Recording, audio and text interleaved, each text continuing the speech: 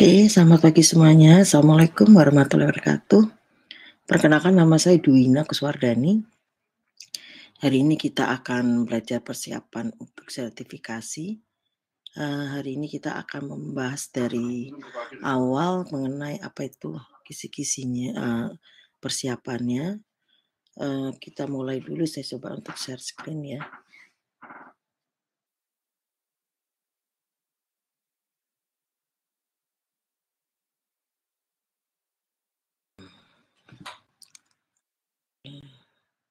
Sudah kelihatan semuanya. Bismillahirrahmanirrahim.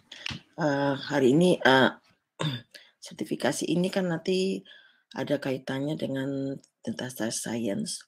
Di sini kita akan mengulas sedikit mengenai apa yang kita sebut data science dan kaitannya, apa timbulnya. Nah, di sini apa yang akan kita katakan sebagai data science.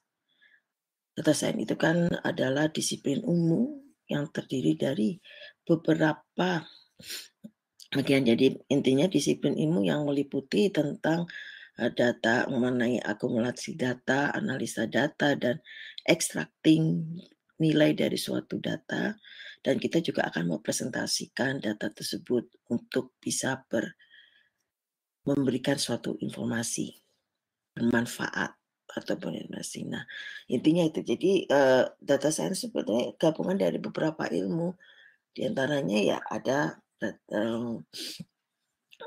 bagian dari statistiknya juga ada bagian untuk presentasinya juga ada semuanya. Jadi intinya data science itu adalah disiplin ilmu yang berisi dengan beberapa meliputi akumulasi data, analisa, mengekstraksi nilai dari suatu data, dan mempresentasikan datanya sehingga kita bermanfaat atau bisa memberikan suatu arti. Nah, apa saja yang mendasari dari si data science tersebut, yaitu ada data analitik, ada data mining, machine learning, dan big data.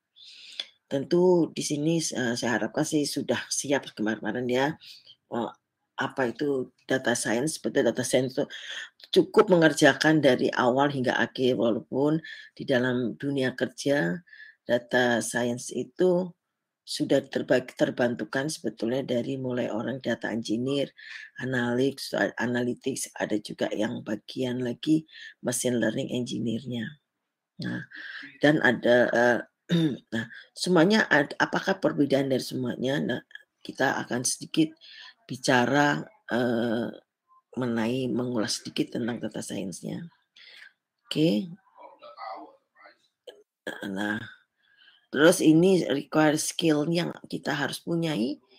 Jadi tidak selalu orang yang data scientist itu selalu adalah dari orang ilmu komputer. Sebetulnya dari bidang lain bisa, asal dia punya suatu skill atau pengetahuan tentang terutama skill. Di sini skill yang diutamakan dalam data science dalam belajar data science adalah mathematical skill-nya. Dalam hal ini mathematical skill bukan berarti mesti harus orang yang jago mathematics, tapi paling tidak paham akan mathematics. Terus ada juga skill untuk computing, artinya bisa menghitung. Ada juga satu yang perlu kita ketahui juga adalah mengenai industrinya atau domain knowledge-nya. Kenapa hal ini perlu? Data science ini, ilmu data ini timbul dikarenakan adanya namanya kayak sekitar era sekarang kecerdasan artifisial. Dan itu kecerdasan artifisial tidak hanya di satu bidang, bisa di finance, bisa masuk di perbankan, retail, market, itu macam-macam. Hingga kita perlu tahu juga latar belakang data yang kita punya, yang akan kita lakukan analisa lah, kita pelajari dan kita akan analisa. Oke. Nah, dari itu kita yang membayangkan semuanya dari ilmu kan tadi sudah disampaikan adalah data analitik. Setelah kita tahu modal dasar skill apa yang kita harus punyai, maka kita akan belajar tentang data analytics-nya. Nah, data analytics sesuai dengan namanya, dia analisa data, seorang analis data. Jadi dalam ilmu untuk pengujian data mentah, maka kita harus mengetahui isian atau kesimpulan dari, menyelesaikan bantuan untuk si businessman, ya. Jadi kita membuat pattern mengambil kesimpulannya jadi lebih baik berdasar. Jadi, data analis itu membantu analis data itu membantu pihak industri untuk bisa mengambil suatu decision berdasarkan yang kita analisis dari data yang dia berikan. Modalnya apa di sini? Paling tidak, paling dikit adalah bisa mathematics. Nah, di dalam data analytics ini ada 3 sebetulnya bidangnya. Jadi tidak semata data analytics-nya, tapi kadang-kala di Indonesia masih karena terbatasannya, kadang-kadang ketiga ini kita harus bisa gitu. Pertama, data analytics itu bisa dibagi 3 tipe, deskripsi, prediksi, dan preskriptif. Oke. Sebetulnya apa? Pertama apa yang kita lakukan kalau kita mendapatkan suatu data diberikan oleh suatu perusahaan, si pihak perusahaan umumnya perbankan, saya mau mengeluarkan, memberikan kredit terhadap seseorang.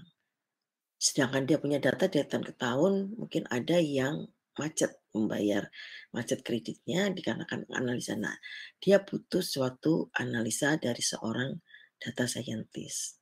Nah, pertama yang akan kita lakukan, yang bisa dilakukan orang-orang dari data analytics adalah deskripsinya dulu. Nah, apa yang dilakukan di dalam deskripsi analytics, kita akan membentuk, bentuk dari suatu data analytics yang di mana data yang akan digunakan kita summarize dulu dan lihat latar belakangnya. Nama saja deskripsi, berarti kita menjabarkanlah semuanya. Berdasarkan keadaan yang lampau, kita akan melakukan sesuatu apa yang muncul, data di masa lampau. Kita dalam hal ini deskripsi analytics ini, kita akan menjawab pertanyaan what has happened, jadi apa yang terjadi sebetulnya. Seperti tadi saya sampaikan, seseorang dari perbankan ingin memberikan produk atau melihat, melakukan produk untuk kreditnya, kan sekarang kredit bermacam-macam, maka disinilah kita seorang data scientist akan membantu mereka. Ya, pertama kita mendeskripsikan dulu dengan data yang lampau. Apa yang terjadi sih dengan data yang lampau? Akan menjawab pertanyaan seperti itu. Pertama, kita akan lihat most prevalence form of analytics. Kita apa yang harus kita punya, yaitu paling tidak operasional matematiknya kita harus bisa kita melakukan. Dari segi operation mathematics-nya kita akan melakukan filtering atau manipulasi data. Kenapa? Karena data yang ada itu belum bisa membahas, bisa mencerminkan informasi apa yang kita dapat. Jadi kita harus melakukan operasi matematis atau dalam ini biasanya suka ada ya statistik lah untuk bisa menjadikan bahwa data ini berbunyilah istilahnya. Nah, preferensi yang bentuk analitik yang lainnya adalah dengan memberikan report berdasarkan histori yang dihasilkan. Historinya yaitu melihat dengan dari produksinya, produksi kalau dalam dia perbankan mungkin ada produk-produk, jenis-jenis dari kredit, ada juga nanti dari segi finansialnya, keuangan, dari segi operasionalnya, dari segi pemasaran sales-nya, atau dari segi keuangannya, finance and financial, beda ya. Terus inventory dan customer. Nah, dia bersifat high level and summarization. Ini pekerjaan dari bagian data analytics di bidang kelompok yang deskripsi. Nah, ada 3 tipe dari deskripsi analytics. Pertama, namanya kan deskripsi, kita bisa mendeskripsikan apa tadi sudah saya sampaikan. Salah satu untuk data analysis adalah kita juga sedikitnya mengetahui data ini dari mana. Kita tidak bisa menyebutkan mendeskripsikan bila kita tidak tahu asal datanya. Jadi di sini tipe dari deskripsi analitik itu ada 3. Satu yaitu kita dari business intelligence-nya. Ya, dari business intelligence dia mengapain? Dia mengenal industri apa dan istilah industrinya. Jadi analisis organisasi seperti apa? Jadi meliputi kejadian masa lampau, sekarang yang akan datang dilihat dari segi operasional bisnisnya. Oke. Yang kedua adalah data mining. Kita mendiskusikan data mining. Anda semua Bapak Ibu mungkin tahu apa yang disebut data mining. Kalau dia definisi data mining itu adalah penggalian data. Artinya di sini ada data kita mencari informasi yang didapat. Jadi data tidak bisa memberikan suatu informasi sebelum kita mengupas, kita lihat data tersebut. Jadi sebelum menjadikan suatu informasi berguna, kita ngasih datanya, ada data kita, informasi yang bisa kita ambil seperti contoh data pegawai. Kita hanya tahu si A, si B masuk jam sekian, pulang jam sekian. Apa yang bisa kita ambil? Kita bisa ambil situ, kita bisa ngerekap kembali siapa-siapa yang datang mungkin dari pagi, pulang cepat di hari apa. Nah itu. Akibatnya nanti kita bisa melihat ternyata di hari-hari apa orang terjadi kelambatan, yang pulang cepat. Nah, itu yang dimaksud kita di data mining, terus kita lakukan analisa deskripsi seperti itu. Nah, di sini data mining adalah proses untuk pulling actionable insight out. Jadi dari suatu data kita bisa mengambil suatu informasi yang ada di dalam data tersebut dan kita juga bisa mengambil untuk bisa digunakan dengan baik. Nah, deskripsi dari data mining itu adalah mengidentifikasikan pola atau kita bisa informasi yang meliputi dari kejadian lampau dan kejadian yang akan saat ini terjadi. Jadi data mining itu isinya adalah mencari informasi dari suatu data lah seperti itu. Mining kan menggali cari, oh dapat emas ini berguna untuk apa? Nah, gitu kalau dalam bentuk gold mining. Tapi kalau dalam ini kita data mining.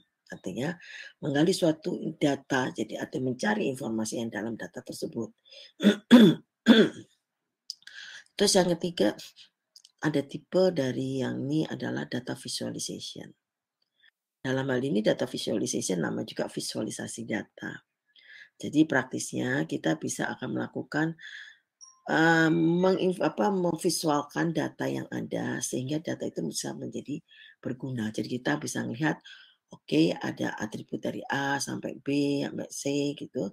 Nanti kita lihat, oh di atribut A lebih cenderung orang menjadikan umpamanya customer yang bagaimana, yang usia-usia berapa.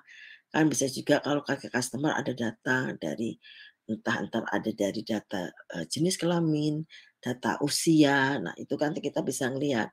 Terus data pekerjaan. Kalau dilihat dimasukkan satu data customer seperti itu saja, kita tidak bisa memberikan apa-apa. Nah, tugas kita sebagai seorang data visualisasi adalah visualkan data yang ada.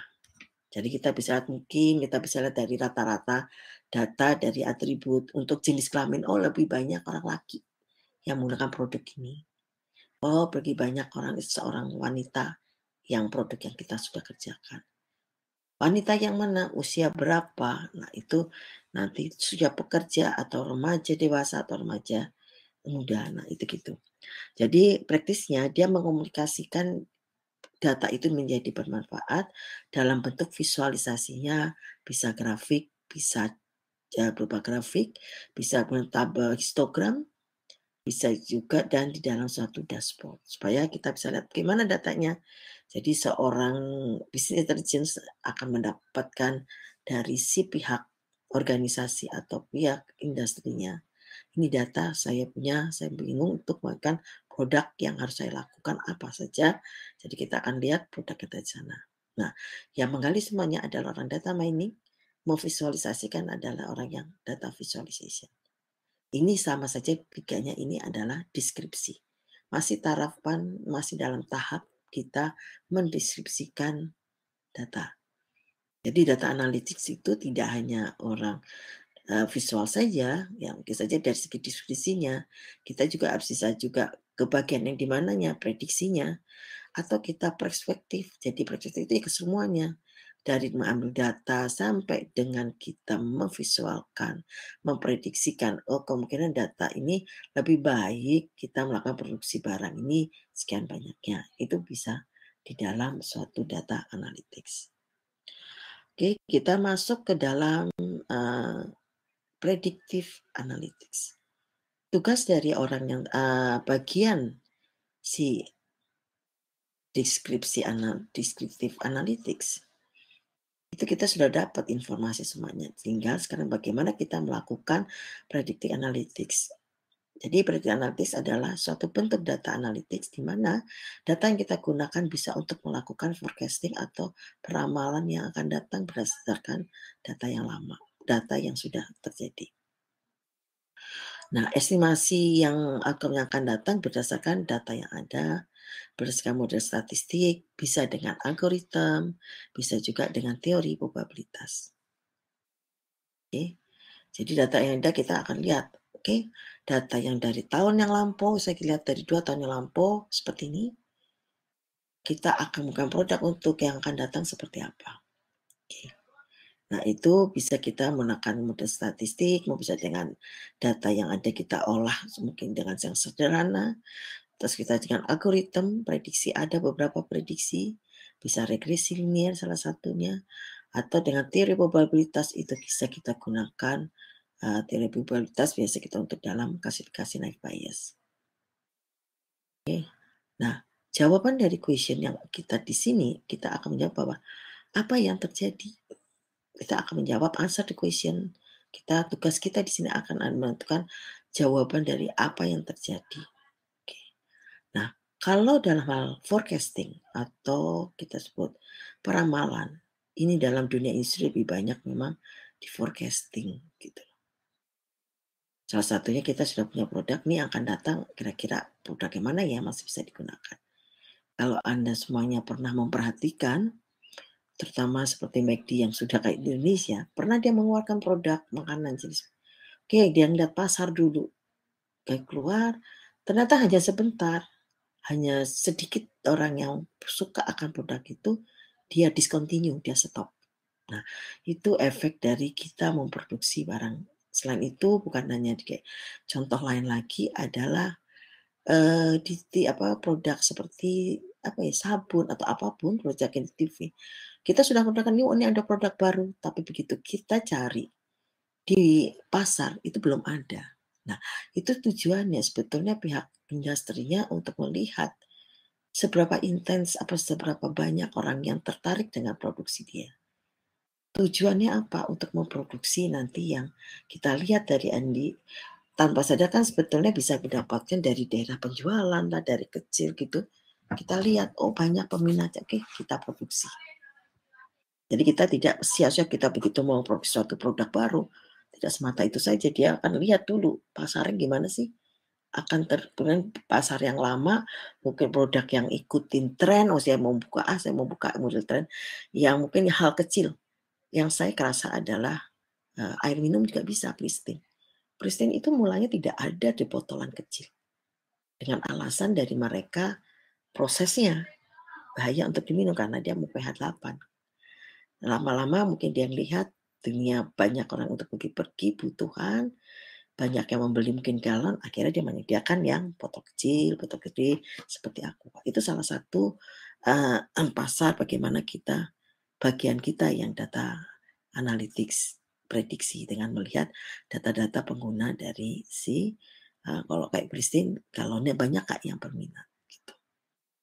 Nah, setelah kita keluarkan produk, kita akan berapa tahun, itu kita akan melakukan forecasting untuk seluruh bagian dari si bisnis. Bisa kita akan forecasting dari latar belakang si customer, kita bisa melihat dari pola purchasing-nya, kita bisa lihat dari tren penjualannya, kita juga bagaimana level inventory penyediaan barangnya, dan kita juga akan bisa melihat operation and information technology-nya. Itu adalah di bagian predictive analytics. Apakah di industri, di perusahaan, seorang data scientist atau data analytics itu sudah ada masing-masing, itu tergantung dari perusahaan. Dia akan melihat seberapa besar, bisa jadi kadang-kadang orang sudah sampai ke benar-benar ketiga tipe dari analytics-nya ini.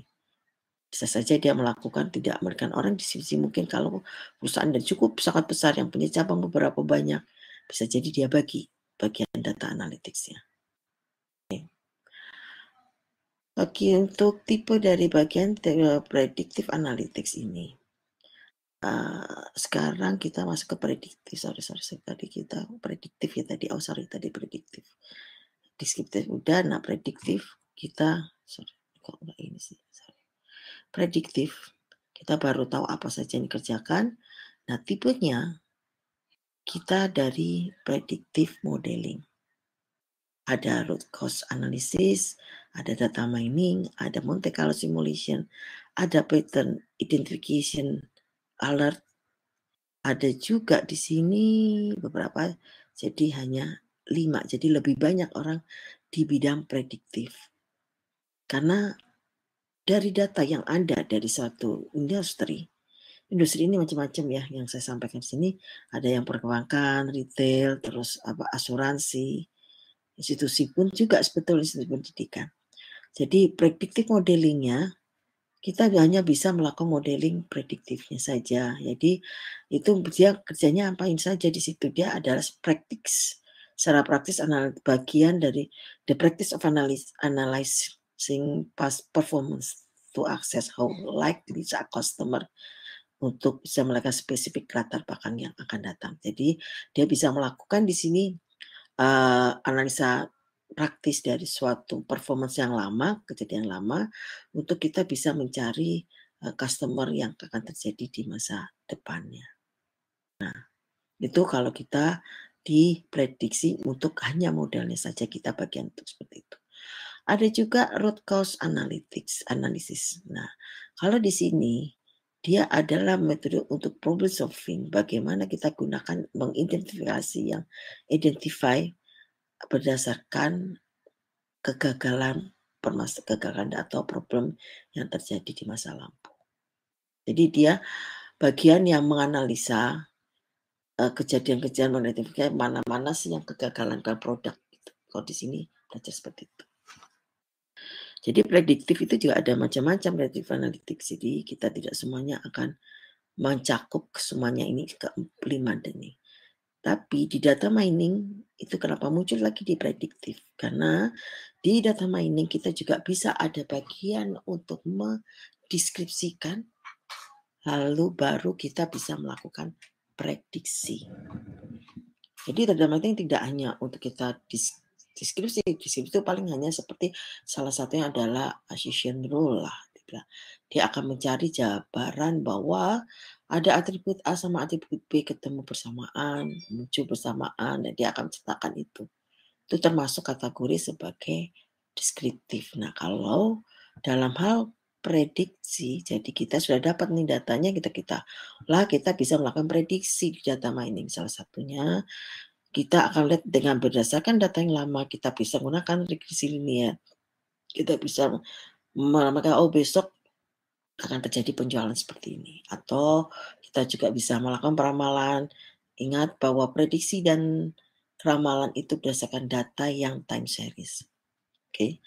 Jadi data mining dalam hal konsep prediktif analitik itu adalah proses untuk mensorting dari timbulan data yang besar untuk mendapatkan pola dan menjelaskan hubungannya antara pola dan hubungan penyelesaian dari masalah.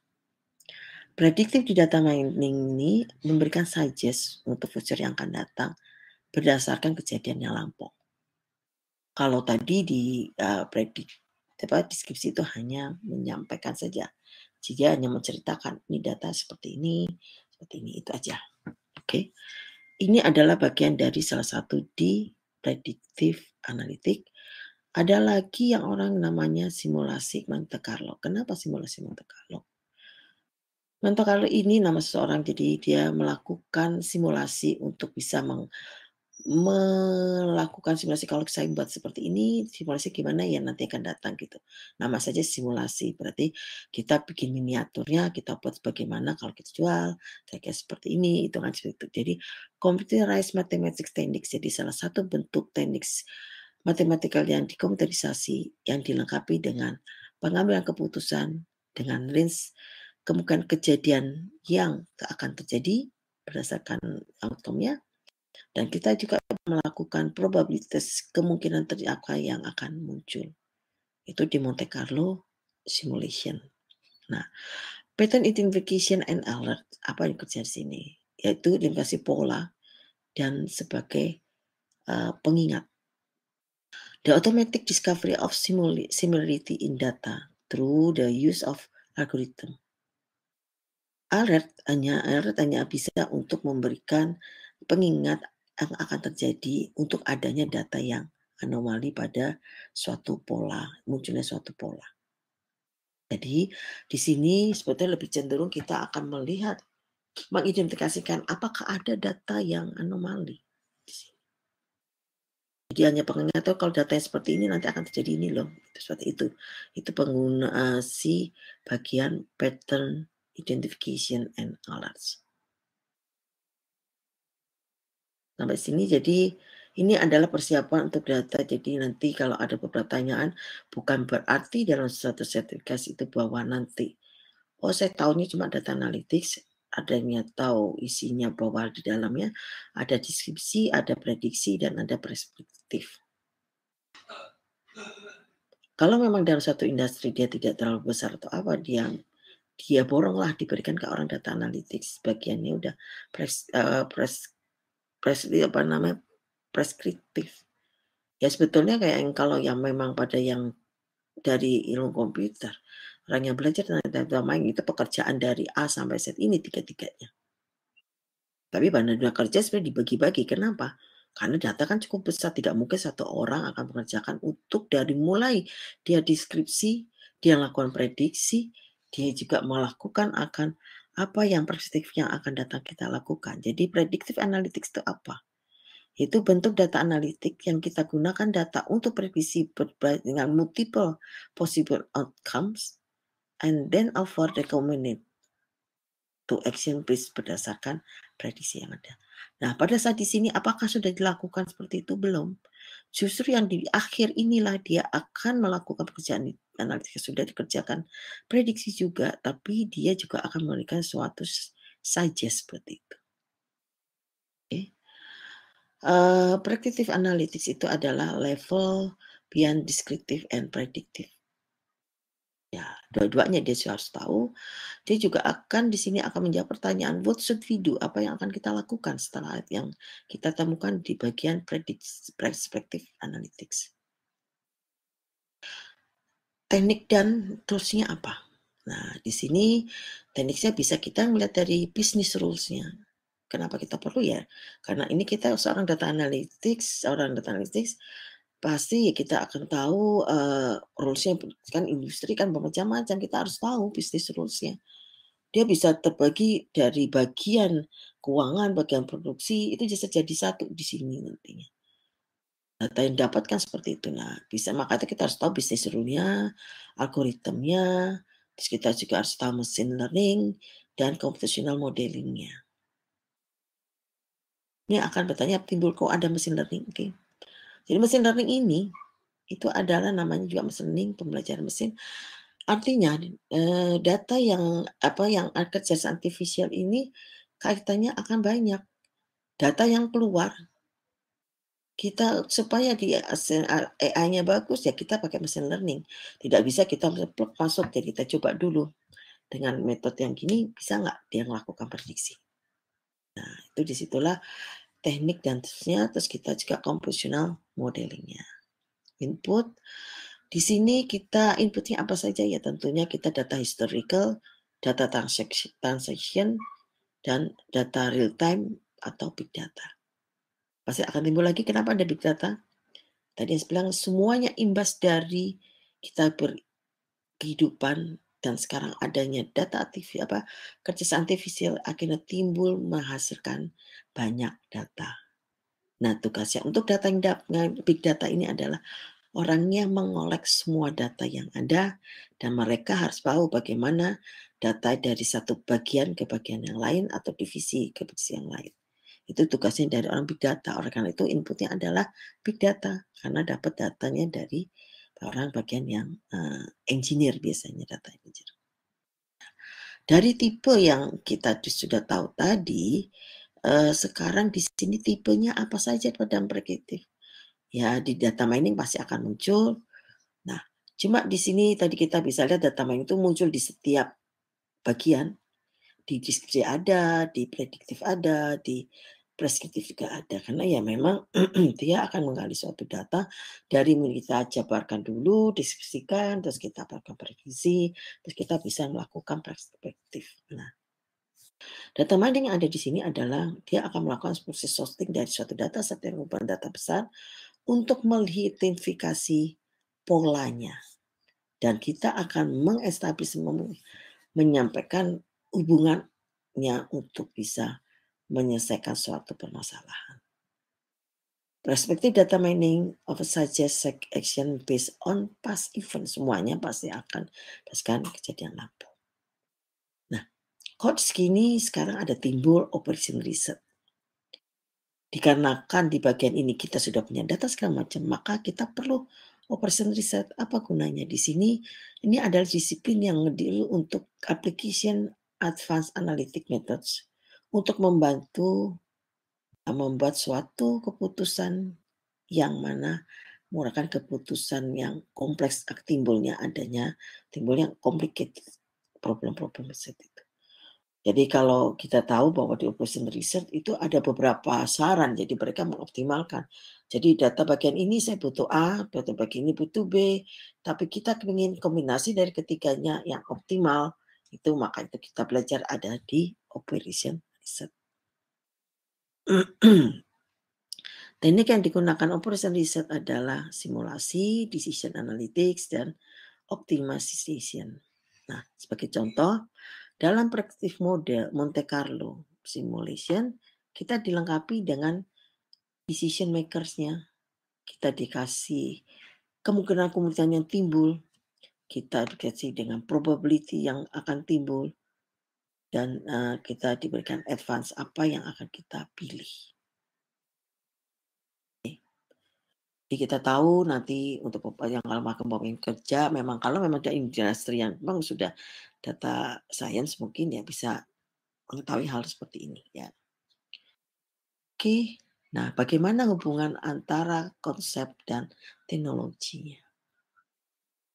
Konsep atau teknologi dari AI di mana dia bagian dari mesin ability of machine to exhibit human-like intelligence yang paling tidak bisa menyampaikan as well as the scientific discipline concerned with the ID. Jadi contoh salah satu AI adalah sebetulnya toko online itu termasuk salah satunya.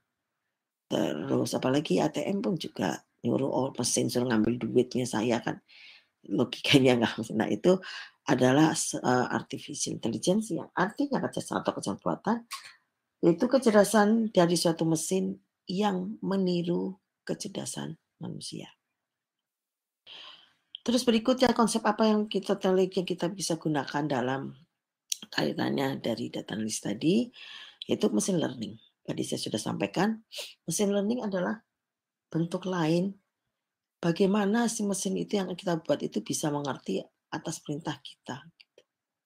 Dan di sini artinya machine learning adalah suatu disiplin ilmu AI di mana mesin itu secara gradually bisa mengimprove prediksi capability tanpa menerima instruksi secara eksplisit. Jadi kita nggak cuma kita kasih kayak kita tinggal cuma keluarnya itu salah satu yang paling gampang. Oke, terus timbul sekarang ada namanya deep learning. Deep learning itu adalah bagian dari machine learning di mana dia melakukan untuk permasalahan yang kompleks berdasarkan multi-layer dari information. Jadi deep learning itu seperti mungkin sering terjadi kita dengar. Kalau machine learning itu pekerjaannya masih sepotong-sepotong, kayak kita kerja bagian untuk input, untuk melakukan deskripsi kita data ada, nanti selesai kita lakukan kalau citra contohnya, kita bisa memperbaiki gambarnya dulu, kita lakukan proses segmentasi, lakukan ekstraksi fitur, baru kita bisa lakukan pengenalan polanya. Atau kita lakukan klasifikasi.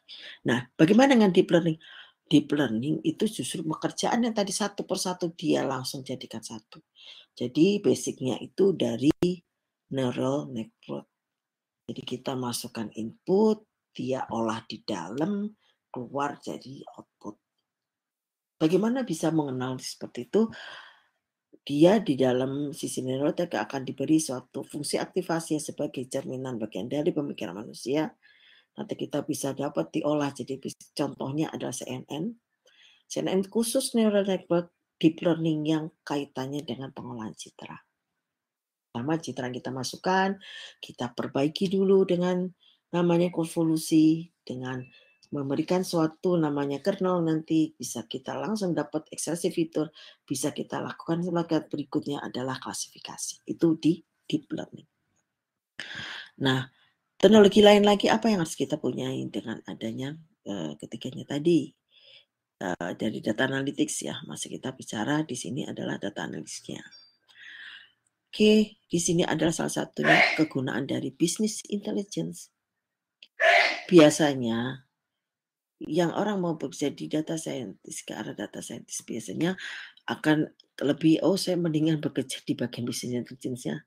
Tidak perlu tahu detail cara ngolah di bawah, tapi dia bisa mengetahui pekerjaan yang ada, informasi yang dikerjakan, seperti itu. Jadi teknologi, application, dan practice membantu pengumpulan data, mengintegrasikan, menganalisis, dan plotting dari suatu information dengan berdasarkan goal dari supporting decision-nya dalam bisnis practice-nya. Secara praktisnya bagaimana dia tahu bagian di sini nanti dia menyampaikan ke bagian pengambil keputusan. Oke. Jadi dalam hal ini data center punya satu and one way to gain business BI with data analytics and data mining menggunakan tool kesamaan yang relevan dari suatu data source yang dimana didapat dari suatu big data. Sedangkan data analytics diprediktif secara khusus dan prescriptive analytics yang dapat secara otomasi menggunakan AI, machine learning, dan deep learning untuk menghasilkan suatu predictive analytics. AI dalam hal ini encompass antara machine learning, deep learning, tetapi dia tidak hanya satu disiplin, tapi dibagi dengan dalam skop dari AI-nya sendiri. Oke, ini adalah belajar tentang si data analytics-nya, sehingga kita bisa ambil kesimpulan di sini bahwa data science tadi kita dia menggambarkan hanya matematika, skill computing, dan industri. Dibagi lagi kita lihat. Kalau orang sudah punya skill mathematics dan dia tahu domain knowledge-nya, itu termasuk traditional analysis. Bila kita orang yang punya suatu keahlian di bidang domain knowledge-nya dan computing skills-nya, maka kita sebagai kategorikan traditional software application. Nah, kalau sudah ada kita punya skill mathematics and computing, maka kita termasuk dalam kategori sebagai seorang machine learning dan atau deep learning. Jadi data science itu bisa ada skill 3 tadi, tapi irisan sampai mana kita pandainya. Nah, tadi saya sudah sampaikan bahwa kita matematika kita punya, tapi tidak canggih lah. Tapi kita tahu industrinya, ya kita akan dinyatakan sebagai seorang analisis tradisional. Tapi kalau kita bisa computing skill-nya bagus dan industri kita skill tahu, maka kita menggunakan aplikasi software yang tradisional. Jadi kita tidak melakukan beberapa bagian proses. Nah, kalau yang bukan paling tinggi ya, ini membutuhkan hal yang effort yang cukup, yaitu dengan adanya matematika skill kita punya dan computing skill kita punya, maka kita bermain di machine learning atau deep learning. Jadi di sini kita bisa tahu posisi kita kemampuan di sana. Apakah selalu dari orang non computer science, orang-orang IT? Bisa. Dia dengan basic dia seorang usaha accounting, dia punya basic tentang, accounting-nya, prosesnya. Dan dia punya computing untuk skill-nya, ya berarti dia pakai aplikasi software tradisional. Tapi kalau dia punya mathematical skill dan dari dia sendiri sudah punya domain knowledge, ya maka dia melakukan analisis secara tradisional. Oke. Yang biasanya memang sih kalau secara logika, orang mathematical skill dan computing skill punya memang akhirnya ke machine learning. Dia tapi tetap harus belajar sedikit tentang industri atau domain knowledge-nya. Oleh karena itu ada beberapa orang yang dari bukan bidang IT bisa mengerjakan biasanya di machine learning ini karena memang butuh waktu untuk melakukan prosesnya. Oh, nah, dengan apa yang bisa mungkin Anda ada pertanyaan dari discussing data scientist ini, data science? Silakan. Ini kenapa waktu kayak seperti belajar lagi seperti ini? Iya, Anda semuanya karena nanti ini kalau salah yang magang termasuk nantinya adalah yang dipraktisi juga. Jadi kita masih harus tahu dahulu pekerjaan di data science itu apa saja. Tadi skill kita tahu, skill yang kita punya adalah komputasi, skill untuk perhitungan, skill mathematics, dan skill decision knowledge, business knowledge-nya. Itu, nah terus nanti kita bisa tahu apa saja yang menjadi di dalamnya, yaitu tadi ada kita sudah kupas tentang data analytics. Data analytics ada 3 tipenya. Deskriptif, deskripsinya mendeskripsikan saja atau nanti ada yang melakukan prediksinya, ada yang tekan kedua-duanya untuk bisa mengambil suatu keputusan. Oke. Terus yang diprediksi, nah nanti akan timbul, Anda akan bertanya, kenapa kok ada data mining muncul di sebagian? Karena data mining memang namanya saja itu dia bagian yang untuk pelajari informasi, menggali data, ya tentunya ada sisi yang paling saja Anda bisa mengambil suatu gali emas lah, namanya gold mining ya. Ambil kita kan analisa, diskusikan, ceritakan. Oh ini prediksi bisa dibuat gini. Oke, saya bikin ini jadi seperti ini. Bisa menjual hasilnya seperti apa. Nah itu kita belajar data mining, datanya yang kita mining.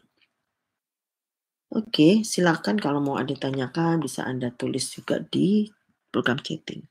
Tapi kalau sudah Anda paham, saya bisa melanjutkan lagi ke bagian yang selanjutnya.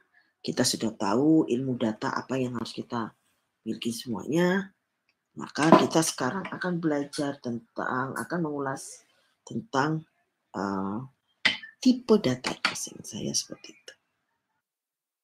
Type of data. Silakan dibaca dulu, dilihat dulu. Sama saya mau betul laptop saya baterainya habis. Oke, silakan saya stop. Dibuka dulu ini.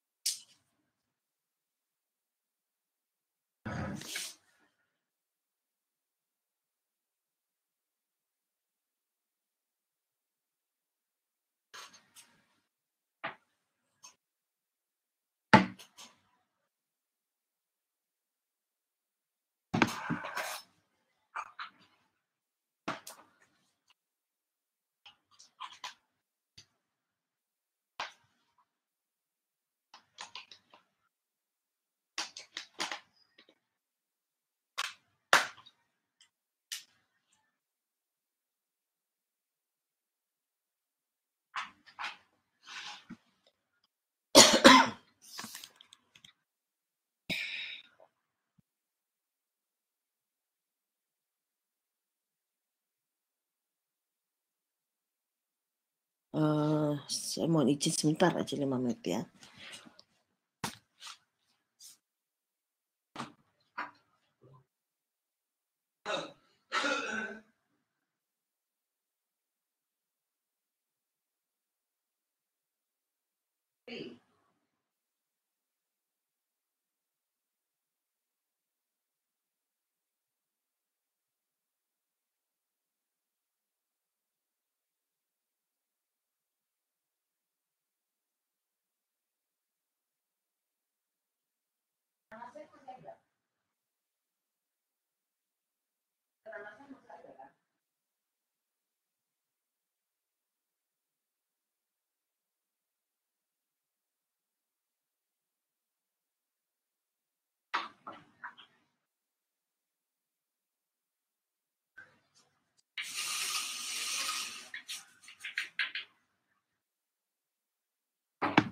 Minta dibikinin apa ini?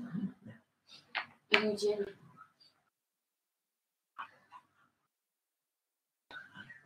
Enggak.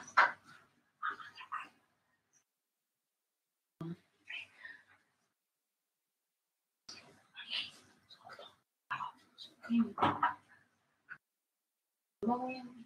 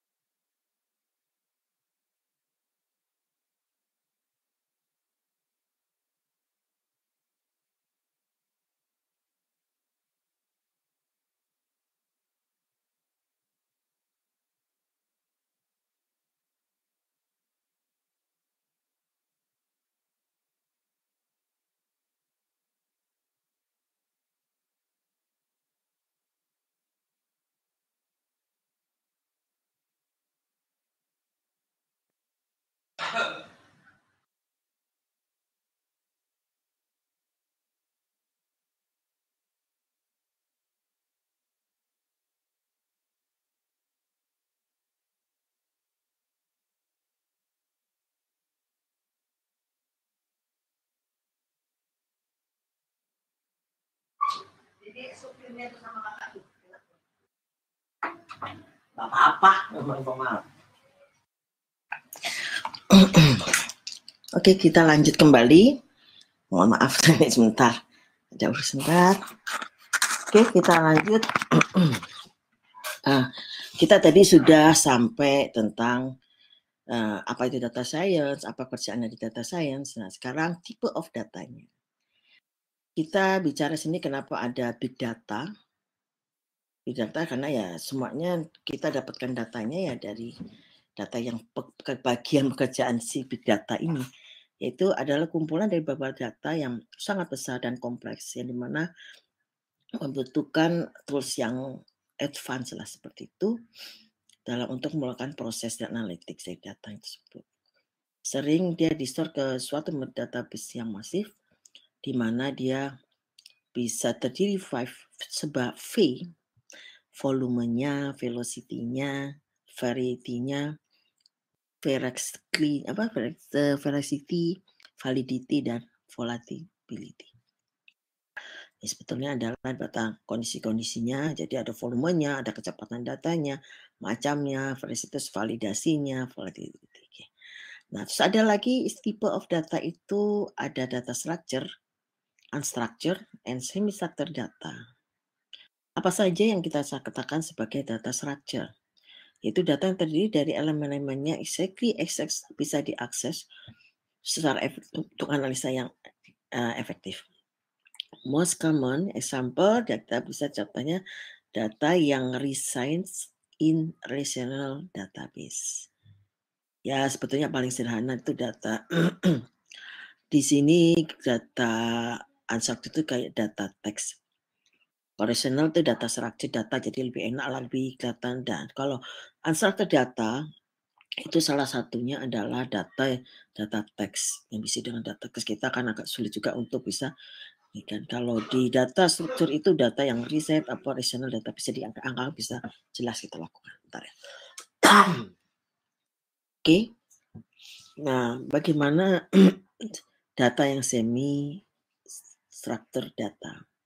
Data ini terdiri tidak hanya bisa dengan national database, tetapi juga bisa meliputi organisasi karakter, organisasi dan support some short atau analytics. Kita contohnya seperti kayak email, CSV file, terus dokumen, terus markup untuk language-nya, XML, and HTML. Itu termasuk semi-structured data.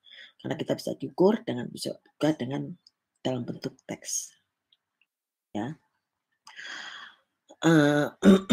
Data yang terbuka atau proprietary, jadi open data. Jadi kalau kita dalam suatu industri kadang-kadang memang data itu kan tidak semuanya selalu dipublish karena itu adalah suatu kerahasiaan suatu perusahaan atau industri. Sehingga ada kita bagi sebagai dua bagian, yaitu open data, di mana data secara bebas bisa kita ambil, akan kita gunakan, dan kita itu biasa di-share dalam suatu namanya sekarang biasanya kalau yang banyak adalah di Kaggle dan UCI Machine Learning, itu adalah data publik. Jadi itu data, jadi open data itu kita salah satu yang kita sebut sebagai data publik. Sedang proprietary data itu dengan sendiri data ini adalah data tertutup yang hanya bisa akses mungkin atau diambil di suatu grup, dia terbatas. Kita harus bisa punya izin terlebih dahulu. Open data often comes from biasanya dari government, asosiasi dari suatu industri, perusahaan yang terdiri dari public data. Nah, kalau tipe data yang khusus atau primer atau tertutup, maka internal private information-nya data yang kita beli dari suatu data broker. Jadi tidak semua data kita bisa lakukan publish ya.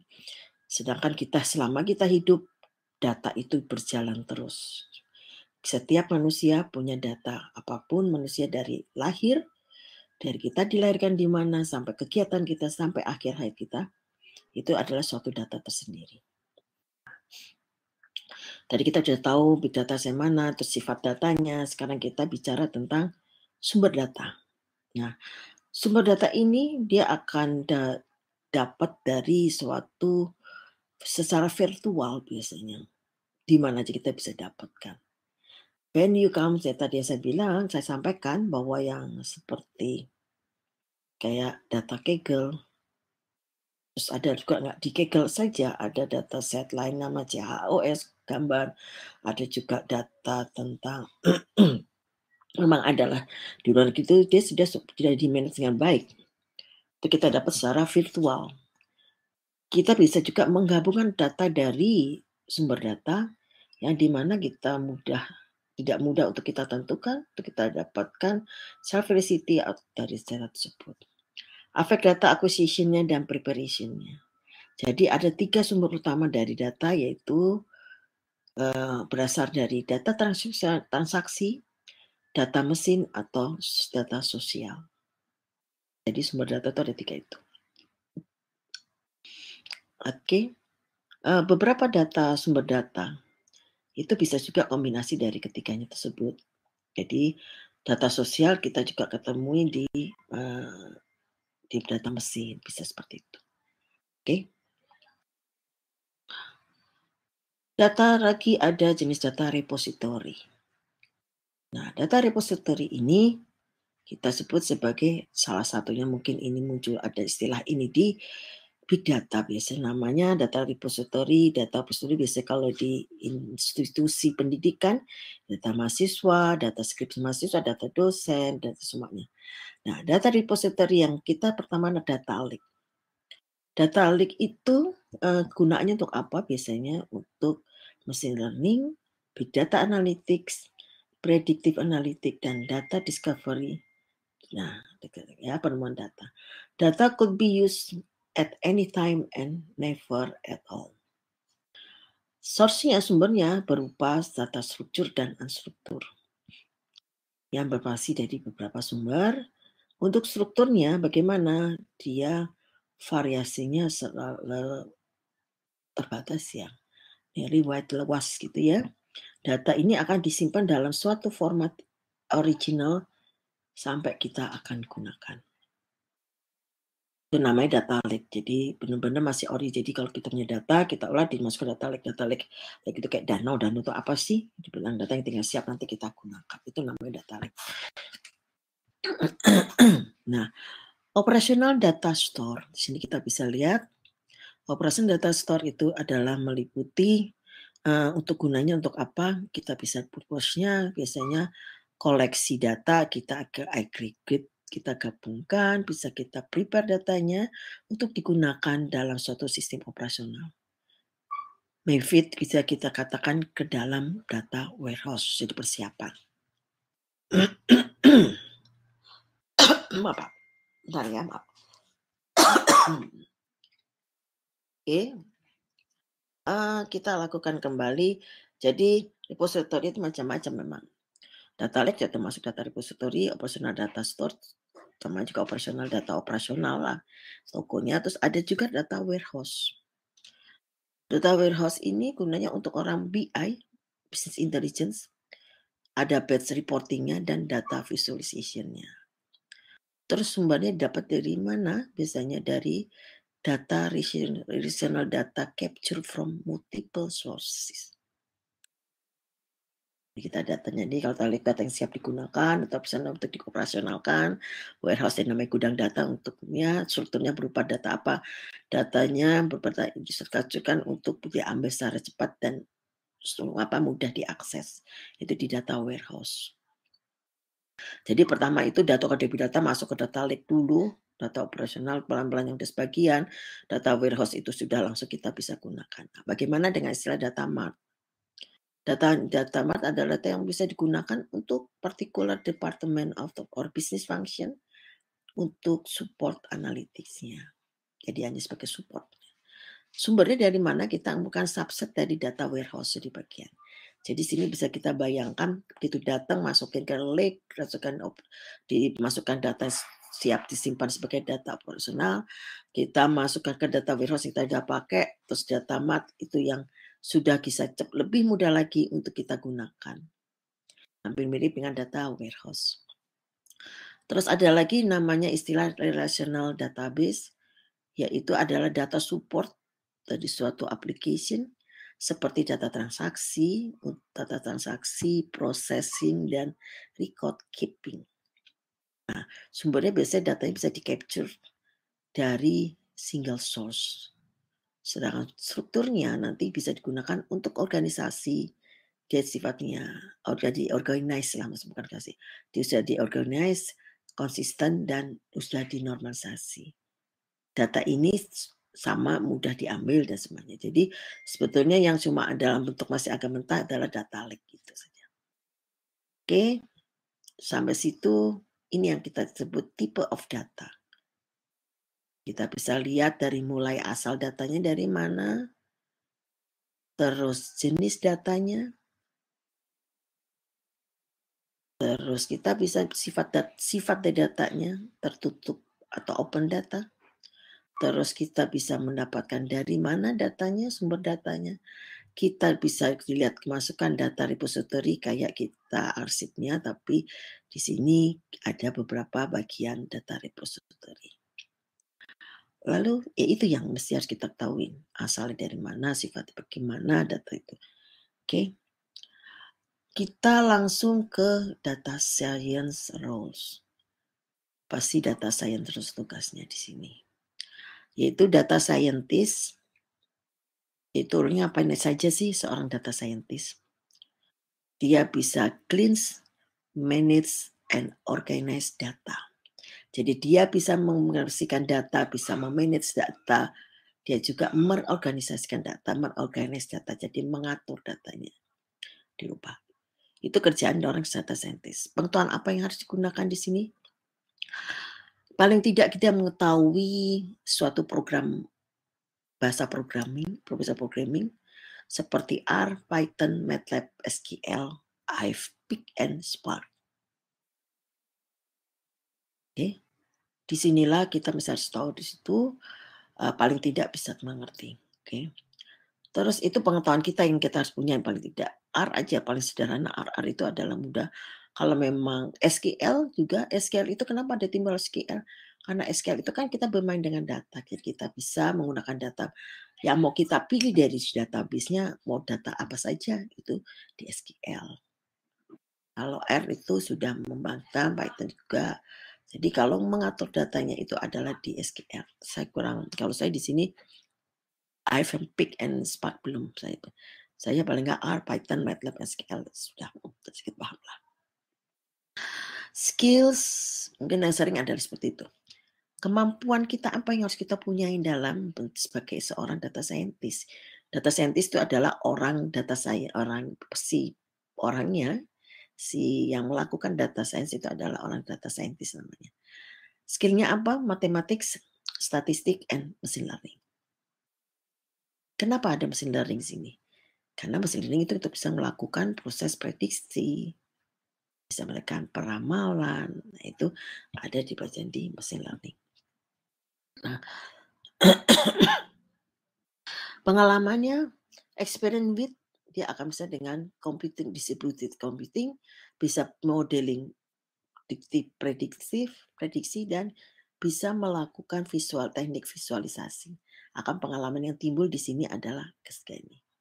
Bisa menghitung distributed computing, predictive modeling, applying a visualization technique. Oke, kita lanjut ke data arsitek. Jadi role apa saja yang ada di data science. Di sini ada nama data arsitek. Namanya arsitek seperti apa sih? Mendesain. Nah, di sini nama data arsitek artinya berarti ada desain data management system yang meliputi adalah integrasi, mensentralisasi, memprotek, dan memaintain data resources-nya. Orang arsitek tuh begitu. Jadi siapa yang boleh pakai ini, dia melakukan integrasi semuanya, dan siapa yang harus bisa menggunakan data yang sudah diminta sama dia. Tugasnya dia mendesain si A kemana, data ini cukup ke sini, data ini bagian ini, gitu aja. Pengetahuan apa yang harus dipunyai? Ya tadi sesuai dengan ini, karena data arsitek praktis kita harus paling tidak mengetahui adalah SQL, XML, Hive, PIG, dan Spark. Nah, itu pengetahuan kita. Paling nggak jadi dalam ini kita bisa tahu kan kalau SQL aja kita sudah bisa, kita bekerja sebagai data scientist sudah lumayan bisa lah. Nah, keahliannya adalah dia di data modeling dan sistem development. Dia bisa tahu seperti itu. Yang namanya juga arsitek. Jadi dia melakukan desain data management sistemnya. Jadi orang kita tidak integrasikan, mensentralisasi data yang diprotek mana, yang di-maintain mana dari suatu data resources. Dengan sendirinya pengalaman yang didapat adalah dia bisa menyelesaikan data warehousing solution, dia bisa melakukan spreadsheet tools, ETL, NBI tools itu bisa masuk ke sini. Oke, ya. Nah, tadi kita tahu role-nya di sini adalah seorang data scientist, kerjaannya manage, bisa bersih data dan mengorganize datanya. Skill yang dipunyai seperti ini, sedangkan data arsitek justru dia harus mendesain data manager sistemnya, bagaimana cara mengintegrasikan, mensentralisasi, melakukan maintain dari data resources-nya. Terus ada istilah dalam situ statistician.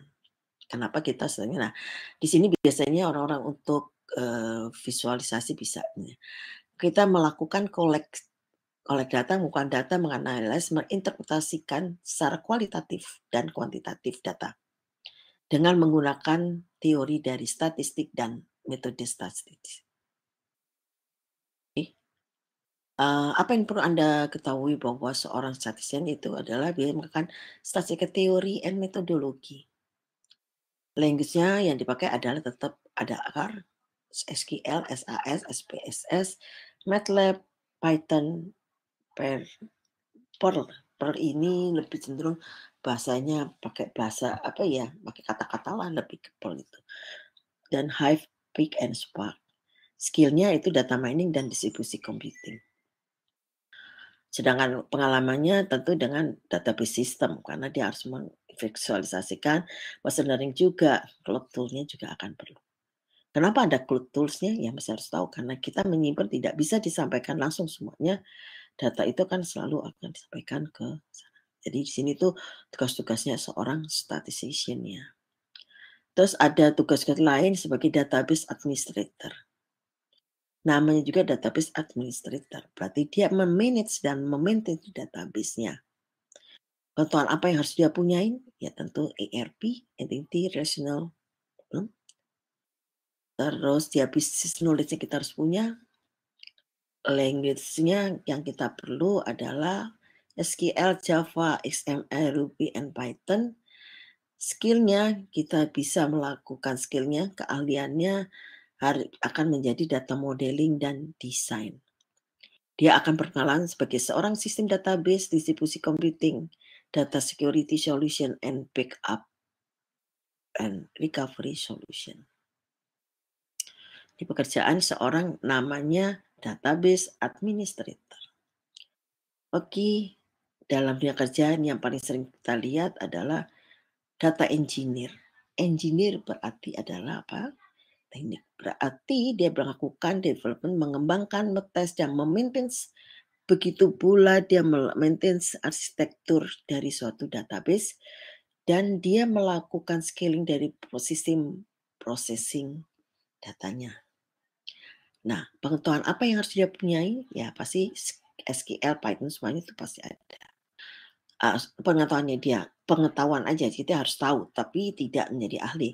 Skillnya, ahlinya dia akan menjadi seorang data modeling, data API development and implementation.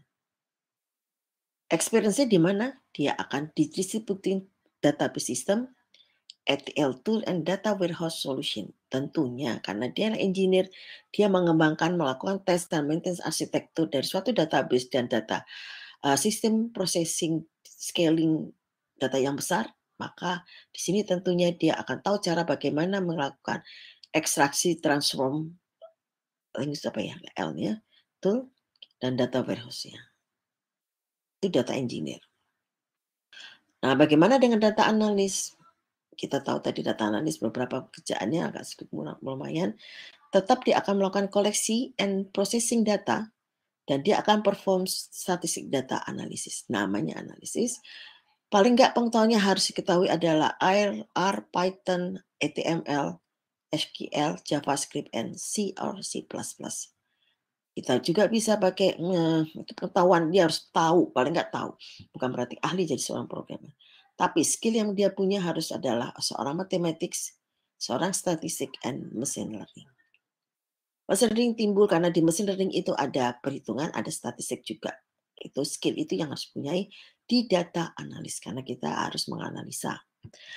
Jadi pada saat orang di data analis dia akan mempunyai pengalaman dalam bidang spreadsheet tool, database system, and applying visualization and techniques. Machine learning engineer nanti ini akan timbul baru, selama ini kan belum kelihatan ada tugas kerjaan, di mana kita hanya tahu engineer, analitis, baru data science, tapi di sini akan ditambah bagian machine learning engineer. Kerjaannya hanya mencari modeling biasanya kalau sekarang kita orang machine learning seperti itu. Jadi feed data into the model development by data scientist and scaling the theory of model ke dalam suatu produksi. Jadi dia harus cari model, oh ini bisa diterapkan, saya coba lagi gitu. Itu orang machine learning engineer. Nah, pengetahuan apa yang harus kita punyai? Yaitu approach mathematics, machine learning approach yang kita punya. Language like R, Python, C++, and Java. Nah, keahliannya kita harus ahli di computer programming. Dia akan mempunyai experience di bidang distributed computing. Ada beberapa bagian lagi itu ada role related berkaitan dengan data science.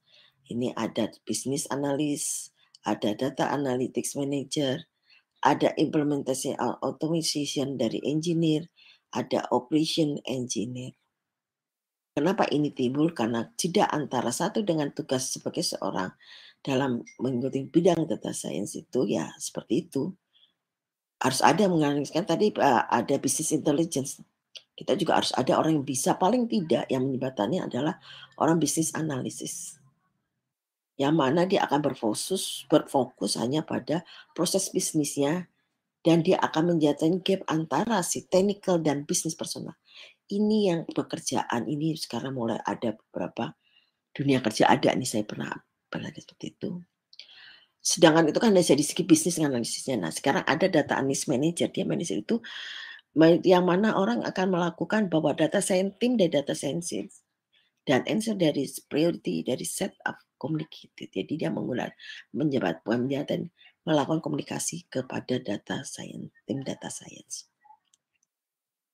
Ada lagi istilah implementation and automation engineer who take the output of the data science. Siapa yang akan mengambil output dari seorang data science team.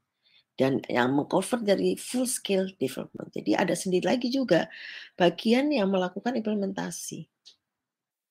Itu adalah implementation and automation engineer. Jadi tidak semudah itu masing-masing satu orang pekerjaan banyak karena satu data yang kita olah nanti akan banyak. Jadi akhirnya timbul beberapa bagian.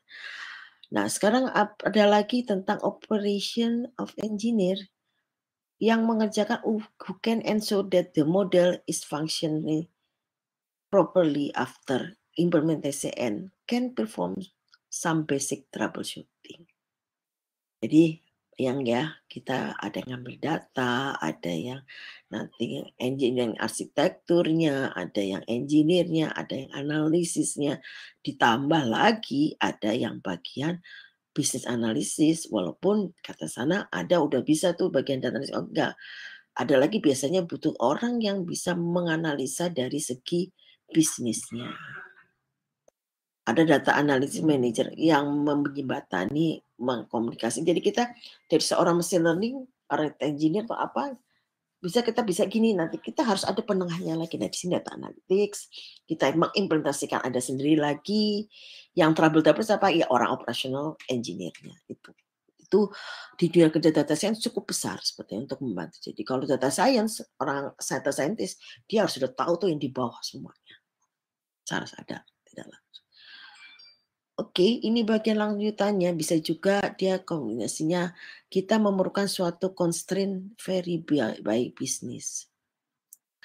Ada large enterprise probability need dan can be assemble large team.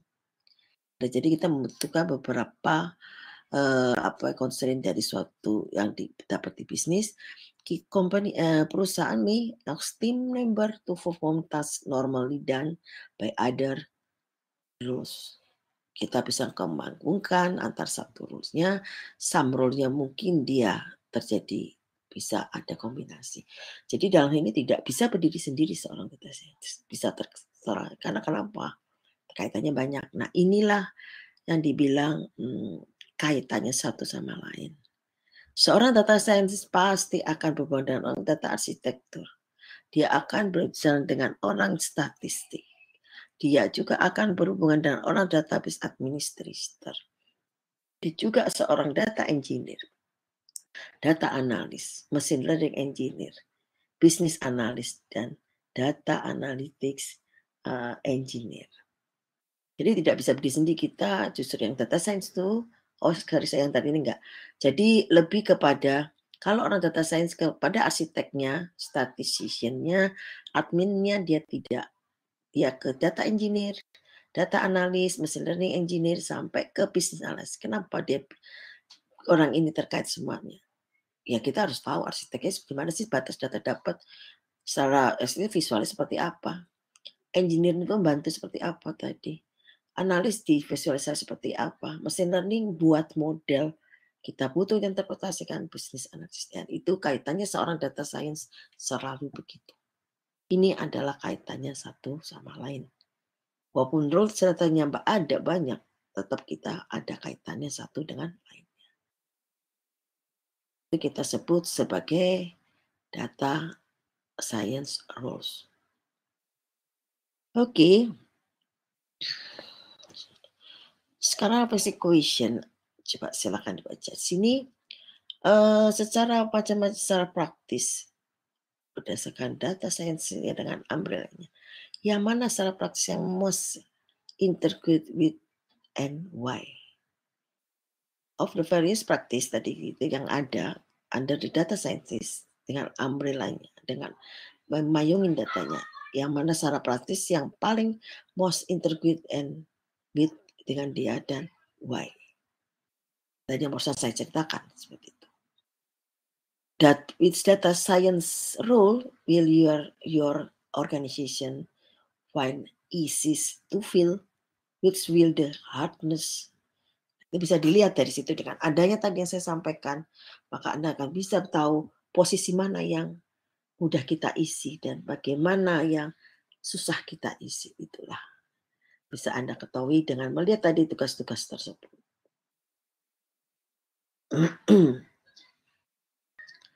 Oke.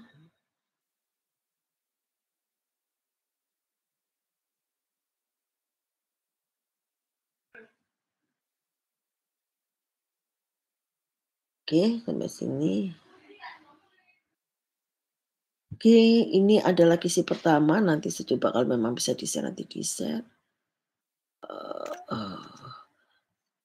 Kita sampai jam 10 saja ya. Nanti ada satu bagian lagi. Sebagian nanti ada 3 kisi yang harus Anda pelajarin. Oke. Nah, tadi di awal kita sudah tahu tentang apa data science, role-nya data science, type of datanya dari mana. Nah, di sini data science implementation.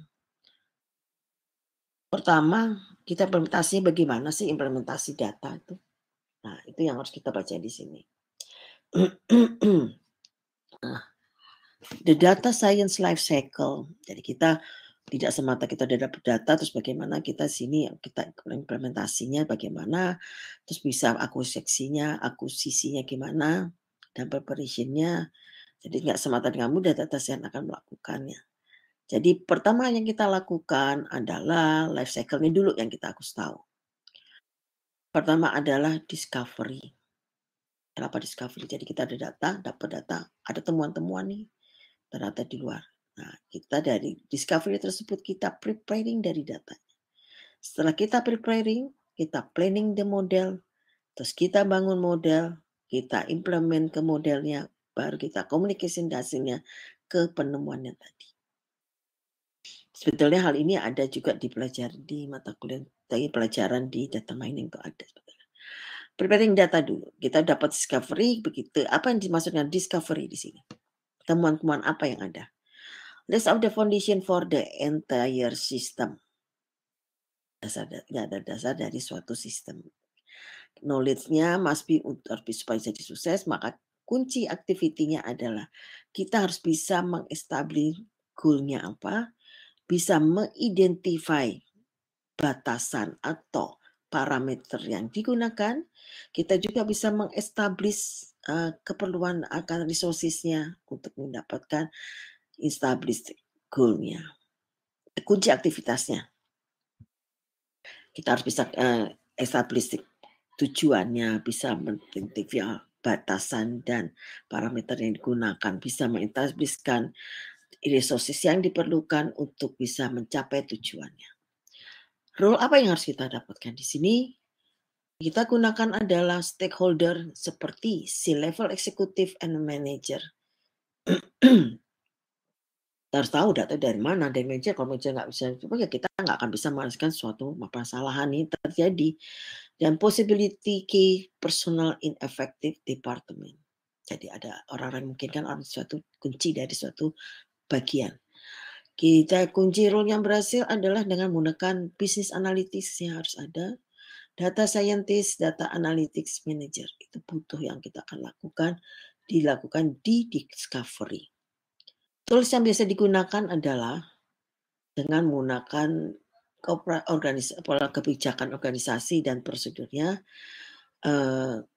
periodic company, perusahaan secara periodik, dan departemen reportnya, budget and time frames-nya. Kita harus tahu budgetnya berapa, waktu yang harus dibutuhkan. Ini adalah tools yang bisa melakukan hal seperti itu. Itu discovery. Oke, yang preparing the data, namanya prepare. Berarti kita harus memprepare data yang bagaimana. Kita harus fokus kepada pengumpulan data, initial processing, and cleaning of data. Jadi kita harus bisa fokus kepada koleksi datanya, initial processing-nya, dan pembersihan data. Akuisisi sources,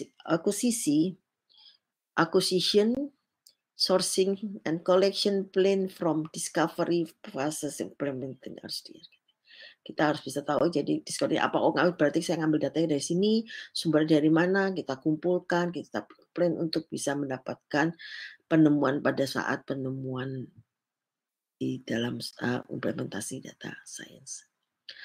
Data from multiple sources is not going to be formatted consistent. Itu yang saya maksud. Anak big data atau anak big data dengan engineer dia harus mengambil data dari beberapa sumber di mana setiap sumbernya tidak mempunyai format yang sama. Nah, data wrangling atau kita mau ngambil data transfer dari data wrangling transform raw data into format better suite for analysis. Kita harus bisa mentransform suatu data supaya bisa lebih baik bisa dilakukan proses selanjutnya.